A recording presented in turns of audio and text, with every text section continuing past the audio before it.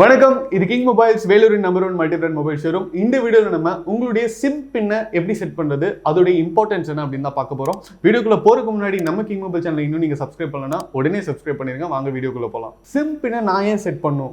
என் ஃபோன்லேயே பாஸ்வேர்டு இருக்குது, அதே நேரத்தில் நான் பின் செட் பண்ணிக்கலாம் ஃபோன்லேயே.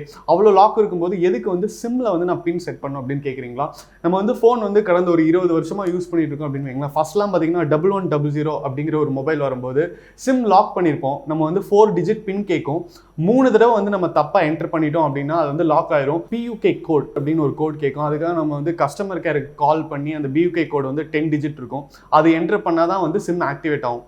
அதையும் நம்ம தப்பா என்டர் பண்ணிட்டோம் அப்படின்னா சிம்மை திரும்ப புதுசு வாங்க வேண்டியது வந்துடும். ஸோ அந்த அளவுக்கு ஸ்ட்ராங்கான செக்யூரிட்டி இருக்கக்கூடிய ஒரு விஷயம் தான் சிம் பின். ஸோ இப்போ பார்த்தீங்கன்னா ஃபோன் தொலைஞ்சு போச்சுன்னா என்ன பண்ணுறது அப்படிங்கிறதுக்கான நிறைய வீடியோஸ் இதுக்கு முன்னாடி பண்ணியிருந்தோம். அந்த வீடியோஸ்க்கான லிங்க் பார்த்தீங்கன்னா டிஸ்கிரிப்ஷனில் இருக்குது. ஸோ அப்போ நிறைய பேர் கேட்டது என்னென்னா, ஃபோனை நம்ம கண்டுபிடிக்கிறதுக்கு இது மாதிரியான ஃபீச்சர்ஸ்லாம் இருக்குது.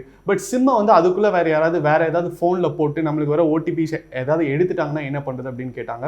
ஸோ அது மாதிரியான ரிஸ்க்கை நீங்கள் அவாய்ட் பண்ணணும்னா அதுக்கு ஒரே ஒரு வழி, சிறந்த வழி என்ன அப்படின்னு பார்த்தீங்கன்னா, உங்களுடைய சிம்முக்கு போய் பின்னை செட் பண்ணுறது. ஸோ ஒரு சிம்மிலையும் பார்த்தீங்கன்னா உங்களுக்கு செக்யூரிட்டி டிஃபால்ட்டாக இருக்கும். ஸோ நீங்கள் சிம்மில் பின்னை செட் பண்ணிட்டீங்க அப்படின்னா அந்த சிம்மை வேற ஏதாவது ஃபோனில் போட்டால் கூட அந்த சிம் பின் கேட்கும். ஸோ அந்த பின்னை அவங்க கரெக்டாக என்டர் பண்ணல அப்படின்னா 3 தடவை தப்பாக பண்ணிட்டாங்கன்னா அது பிளாக் ஆயிரும் அந்த சிம் கார்டு.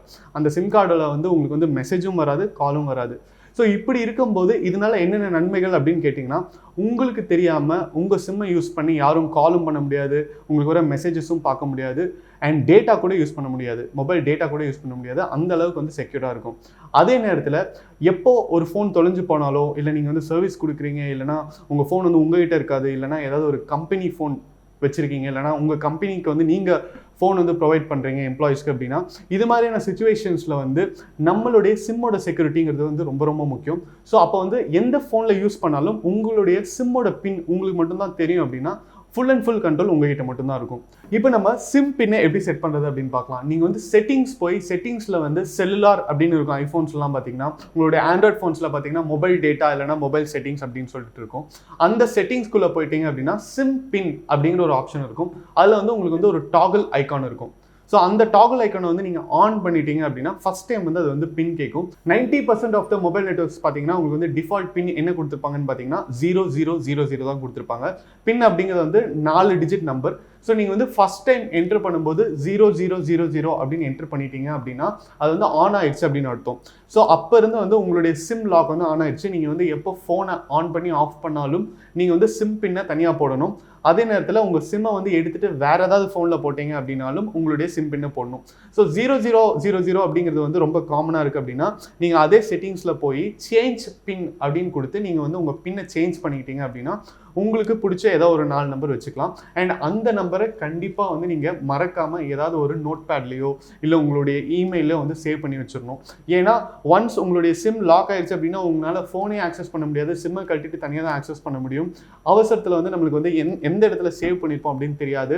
அண்ட் 3 தடவை நம்ம தப்பாக என்டர் பண்ணிட்டோம் அப்படின்னா சிம் கார்டு பிளாக் ஆகிறதுக்கும் வாய்ப்பு இருக்குது. பட் இந்த ரிஸ்க் எல்லாத்தையும் தாண்டி சிம் பின்னை நீங்கள் செட் பண்ணிட்டீங்கன்னா அது செக்யூரிட்டியில் உங்களுக்கு ஒரு மிக சிறந்த ஆப்ஷன் அப்படின்னு தான் சொல்லணும். ஃபர்ஸ்ட் என்ன அப்படின்னு கேட்டிங்கன்னா, உங்கள் சிம் கார்டை யாராலையும் ஆக்ட் பண்ண முடியாது அவ்வளோ சீக்கிரம். ஆக்ட் பண்ணாலும் சிம் பின் கேட்கும்.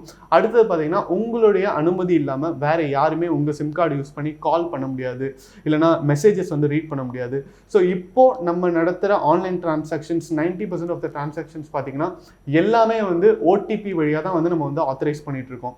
ஸோ உங்களுடைய சிம் கார்டு வேறு யாருக்காவது கிடைக்குது, அவங்களுக்கு உங்களுடைய ஃபோனோட பாஸ்வேர்ட் கிடைக்கணும், உங்கள் ஃபோன் கிடைக்கணும்னு அவசியமே கிடையாது. ஏன்னா இப்போ எல்லா ஃபோன்லையுமே பார்த்தீங்கன்னா ஃபோன் ஓப்பன் பண்ணாமே ஈஸியாக சிம்மை ரிமூவ் பண்ணிடலாம். ஸோ சிம்மை அவங்க ரிமூவ் பண்ணி வேறு ஏதாவது ஒரு ஃபோனில் போட்டாங்க அப்படின்னா அதில் OTP வந்துடும். ஈஸியாக உங்களுக்கு தெரியாமல் வர டிரான்சாக்ஷன்ஸை அவங்க ஆத்தரைஸ் பண்ணிடலாம். ஸோ அதை நீங்கள் அவாய்ட் பண்ணணும் அப்படின்னா கண்டிப்பாக இந்த சிம் பின் ரொம்ப யூஸ்ஃபுல்லாக இருக்கும்.